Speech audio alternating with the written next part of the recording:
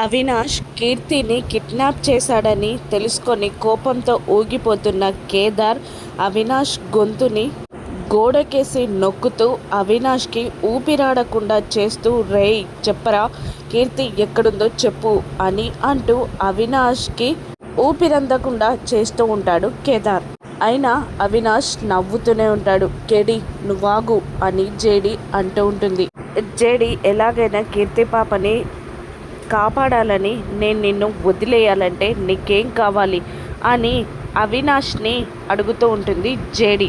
ఈ కేడి నా కాళ్ళు పట్టుకొని క్షమాపణ చెప్పాలి అని అనగానే కేదార్ షాక్ అవ్వగా జేడి కోపంతో ఊగిపోతూ ఉంటుంది.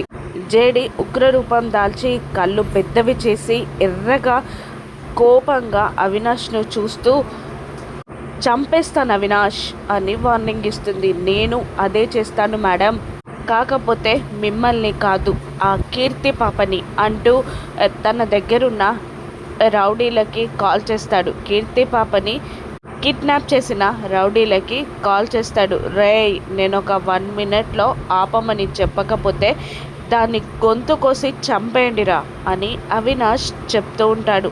అలాగే భయ్యా అంటూ ఉంటారు ఆ రౌడీలు. దాంతో జేడీ కేడీ కంగారు పడుతూ ఉంటారు. తప్పు చేస్తున్నావు అవినాష్ అని జేడీ అంటూ ఉండగా 20 seconds అని అంటూ ఉంటాడు అవినాష్.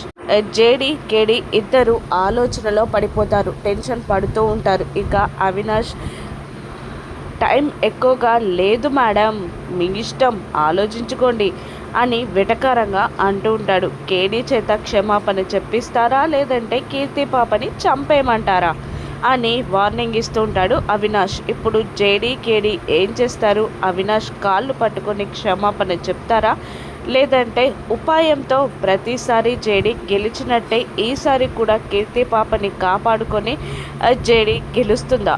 రాను ఎపిసోడ్స్లో చూద్దాం. Thank you for watching.